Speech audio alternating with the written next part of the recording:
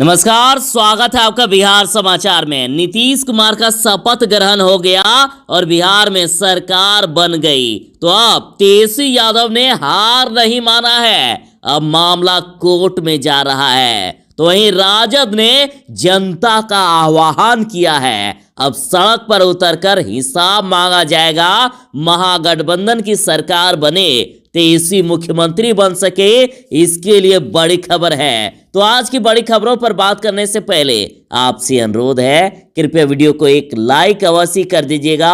आपका लाइक करना ही हमारी मेहनत का फल होता है। तो नई सरकार तो बन गई है, लेकिन जिसका डर था वही हुआ। आखिर विपक्ष ने नया मोर्चा खोल दिया है, उन्होंने ऐलान कर दिया है, उन्होंने जनता को आह्वान किया है और सड़क पर उतरने को कहा है। आरजेडी के अनुसार जनता ने अपना जनादेश दे दिया था, उन्होंने तेजस्वी यादव को मुख्यमंत्री के तौर पर चुना था। तो आरजेडी कह रही है कि ऐसा नहीं हुआ, लेकिन सड़क पर उतरकर इस मुद्दे का हिसाब मांगेंगे। सरकार को अब जवाब देना पड़ेगा, एक एक बात का जवाब देना पड़ेगा। और आरजेडी नेता मनोज झा ने तो खुला आह्वान कर दिया। उन्होंने कहा कि बिहार के प्रिय युवाओं, संविदा कर्मियों, नियोजित शिक्षकों, अतिथि शिक्षक, जीविका दीदी, आंगनबाड़ी सेविका या सहायिका, रसोईया साथियों, बदलाव के आपके जनादेश को शासनादेश ने बदल दिया है। तो आइए अब सड़क पर उतरकर एक एक मुद्दे का हिसाब मांगे। अब आरजेडी ने आंदोलन का आह्वान कर दिया है। ऐसा प्रतीत होता है कि आर पार की लड़ाई होने वाली है सरकार और जनता के बीच। मनोज झा ने तो यहां तक कह दिया था कि कम वोटों से हारने वाले सीटों को लेकर वकायदा हम सुप्रीम कोर्ट में हैं और ये बात एनडीए वाले भी स्वीकार करेंगे। और यदि आपको भी लगता है कि जनता के जनादेश को धन, बल और छल से बदल दिया गया, तो वीडियो को लाइक जरूर ही कीजिएगा।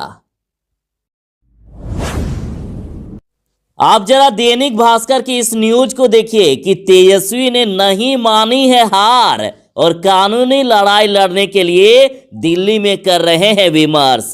पोस्ट बैलेट की गिनती का मामला अब जा सकता है कोर्ट पर। और जैसे कि एनडीए और महागठबंधन में 12,000 वोट का अंतर है, तो 15 सीट से कैसे आगे हो गई आखिर एनडीए। और राजद का दावा है कि उसे 130 सीटें मिली है, वो जीता है चुनाव, लेकिन उन्हें वोट की गिनती में हराया गया है। और उनका ये कहना है कि हम इंसाफ लेकर रहेंगे। महागठबंधन कैसे कानूनी लड़ाई लड़ सकता है और उस पर चुनाव आयोग के रिटायर्ड अफसरों की क्या राय है, इन सब पर तेजस्वी दिल्ली में बात कर रहे हैं, राय ले रहे हैं। तय माना जा रहा है कि मामला न्यायालय में जाएगा। कोर्ट का दरवाजा खटखटाने पर उसके क्या क्या परिणाम हो सकते हैं, उस पर विचार विमर्श हो रहा है। और राजद का कहना है कि 15 सीटों पर मतों की गिनती में बड़ी गड़बड़ी हुई है। पोस्टल बैलेट की गिनती में 900 तक वोट रद्द कर दिए गए और राजद को हरवाया गया। और तेजस्वी यादव ने आरोप लगाया है कि सीएम हाउस के इशारे पर वोटों की गिनती में गड़बड़ी की गई और पोस्टल बैलेट की गिनती पहले की जानी थी, लेकिन आखिर किसके दबाव में उसकी गिनती सबसे बाद में की गई। और उन्होंने कहा है क्योंकि नियोजित शिक्षकों ने बड़ी संख्या में वोट किया था और नियोजित शिक्षक तो सरकार के विरोध में ही बोलते रहते हैं और इसलिए पोस्टल बैलेट के वोट रद्द कर दिए गए। लेकिन तेजस्वी यादव ने हार नहीं मानी है। चुनाव परिणाम के बाद भी उन्होंने प्रेस कॉन्फ्रेंस में कहा था कि हम हारे नहीं हैं, नतीजा हमारे पक्ष में रहा, फैसला उनके पक्ष में आया। नीतीश कुमार का शपथ ग्रहण हो गया है, वे फिर से मुख्यमंत्री बन गए हैं बिहार के। तो सीएम नीतीश पर प्रशांत किशोर का तंज और कहा थके हुए नेता के प्रभावहीन शासन के लिए तैयार रहे बिहार। शपथ ग्रहण के बाद चुनावी रणनीतिकार प्रशांत किशोर ने नीतीश कुमार को मनोनीत मुख्यमंत्री कहते हुए बधाई दिया और साथ ही उन्हें कहा कि बिहार को कुछ और सालों तक एक थके हुए और राजनीतिक रूप से महत्वहीन हो गए नेता के प्रभावहीन शासन के लिए तैयार रहना चाहिए। और प्रशांत किशोर का वो ट्वीट भी आपके सामने है। बिहार में सरकार तो बन गई, तो इसके बाद खबर आ रही है कि 17वीं विधानसभा का पहला सत्र 23 नवंबर से आरंभ होगा। कहना है कि 17वीं विधानसभा का पहला सत्र 23 नवंबर से आरंभ होने की संभावना है और इस पर मंगलवार को होने वाली नई सरकार की पहली बैठक में सहमति ली जाएगी और ये माना जा रहा है कि विधानमंडल का ये सत्र 1 सप्ताह का हो सकता है। और बड़ी खबर यह है कि सुशील मोदी को डिप्टी सीएम के पद से हटा दिया गया है। अब नए उप मुख्यमंत्री हैं बिहार में। तो आपको क्या लगता है, सुशील मोदी को पद से हटाना बीजेपी के लिए सही है? यदि हां तो वीडियो को लाइक कीजिए और यदि नहीं तो डिसलाइक कीजिए। आरजेडी नेता जगदानंद सिंह ने एक विवादित बयान दे दिया। उन्होंने कह दिया कि बीजेपी ने जनादेश के साथ किया है बलात्कार और नीतीश कुमार उसी की पैदाइश। नीतीश कुमार के शपथ ग्रहण का बहिष्कार करने वाले वरिष्ठ नेता ने कहा है कि बीजेपी ने बिहार में जनादेश का रेप किया है और नीतीश उसी की पैदाइश है। उन्होंने नीतीश को भाजपा की गोद में पलने वाला बताया और कहा कि वह पहले भी धोखाधड़ी से ही सीएम बनते रहे हैं। और जगदानंद सिंह ने न्यूज एजेंसी एएनआई से बातचीत में कहा कि नीतीश कुमार धोखाधड़ी से मुख्यमंत्री बन जाते थे और इस बार तो वह मुख्यमंत्री हैं ही नहीं। और कहा कि पूरे बिहार की जनता और बिहार के मतदाताओं के साथ भाजपा ने बलात्कार किया, डकैती जनादेश का किया है और उसी की पैदाइश नीतीश कुमार हैं। आप उनका ये बयान भी सुन लीजिए।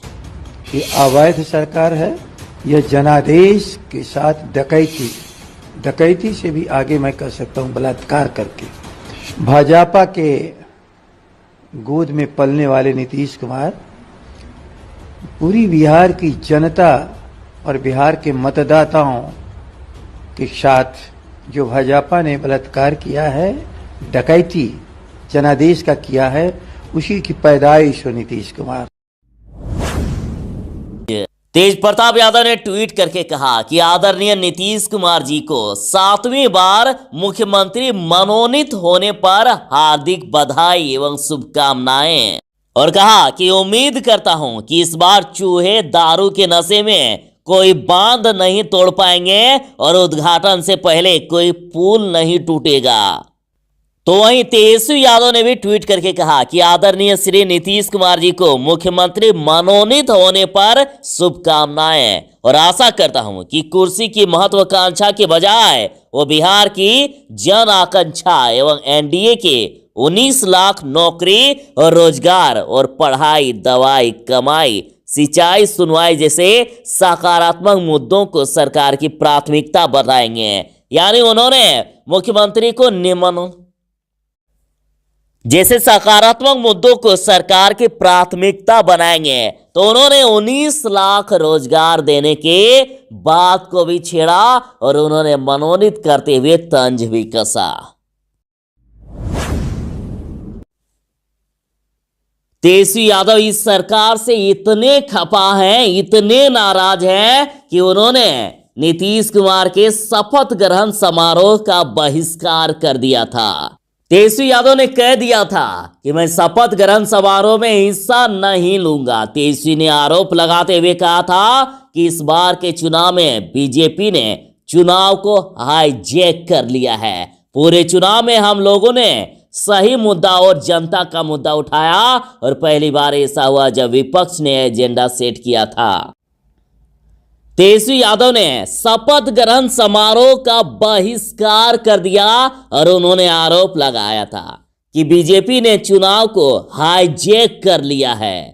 और तेजस्वी ने कहा था कि देश का युवा, मजदूर, किसान, जीविका दीदी, नियोजित शिक्षकों या अन्य वर्ग हो, सभी में आक्रोश है। आक्रोश इस बात को लेकर है कि चुनाव के परिणाम को धन, बल, छल से बदल दिया गया और जनादेश को शासनादेश से बदल दिया गया है। बिहार के बेरोजगारों, किसान, संविदा कर्मियों, नियोजित शिक्षकों से पूछ के जनादेश को शासनादेश से बदल दिया गया है। बिहार के बेरोजगारों, किसान, संविदा कर्मियों, नियोजित शिक्षकों से पूछे कि उन पर क्या गुजर रही है।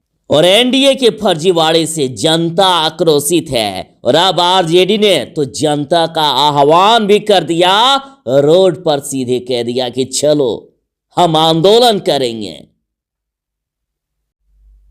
और राजद के बाद कांग्रेस ने भी नीतीश कुमार के शपथ ग्रहण समारोह का बहिष्कार कर दिया था और कहा था कि जनमत की चोरी से सरकार बन रही है, जहां जनमत की चोरी से सरकार बन रही हो वहां जाने से कोई फायदा नहीं है। नीतीश कुमार की पार्टी छोटी है और जनता उसमें विश्वास नहीं जताती है, ऐसे में कांग्रेस पार्टी शपथ ग्रहण का बायकॉट करती है। और राजद के बाद कांग्रेस ने भी नीतीश कुमार के शपथ ग्रहण समारोह का बहिष्कार कर दिया था और कहा था कि जहां जनमत की चोरी हो रही हो वहां हम नहीं जाते हैं। और राजद के बाद कांग्रेस ने भी नीतीश कुमार के शपथ ग्रहण समारोह का बहिष्कार कर दिया था और कह दिया था कि जहां जनमत की चोरी से सरकार बन रही हो वहां जाने से कोई फायदा नहीं है। और कह दिया था कि हमारी पार्टी से कोई भी नेता शपथ ग्रहण समारोह। राजद कांग्रेस में शुरू हो गई है लड़ाई। गोहिल ने शिवानंद तिवारी को बताया आस्तीन का सांप और कहा सबसे बड़ा दल बदलू। शक्ति सिंह गोहिल ने कहा है कि तिवारी कितने दफे दल बदले हैं उनको याद भी नहीं होगा, वे जदयू के नेता रहे हैं। कांग्रेस नेता शक्ति सिंह गोहिल ने कहा कि शिवानंद तिवारी कितने दफे दल बदले हैं उनको याद भी नहीं होगा और कहा महागठबंधन को कमजोर करने के लिए जो दल बदलू हैं वे कांग्रेस के ऊपर आरोप लगा रहे हैं। और गोहिल ने शिवानंद तिवारी से पूछा है कि आप बताएं कि बिहार के चुनाव इतिहास में राजद ने बिना कांग्रेस पार्टी के चुनाव लड़ा तो राजद का क्या हासिल हुआ। और गोहिल ने आगे कहा कि हार का कारण तलाशा जाए तो उनके लिए शिवानंद तिवारी जैसे राजद के नेता ही जिम्मेदार पाए जाएंगे। और कहा कि राजद के नेतृत्व को भी शिवानंद तिवारी जैसे आस्तीन के सांपों को पहचानना होगा ताकि भविष्य में ऐसा ना हो।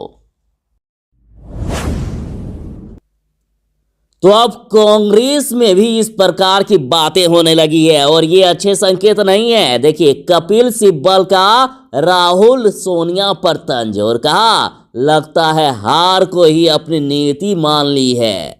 कांग्रेस नेता कपिल सिब्बल ने पिछले कई चुनावों में पार्टी की लगातार हार के बाद सोनिया और राहुल गांधी पर निशाना साधा है। उन्होंने कहा कि लगता है पार्टी के शीर्ष नेतृत्व ने हार को ही अपनी नीति मान ली है। उन्होंने कहा ऐसा लगता है जैसे जनता अब कांग्रेस को एक विकल्प के तौर पर भी नहीं देखना चाहती है।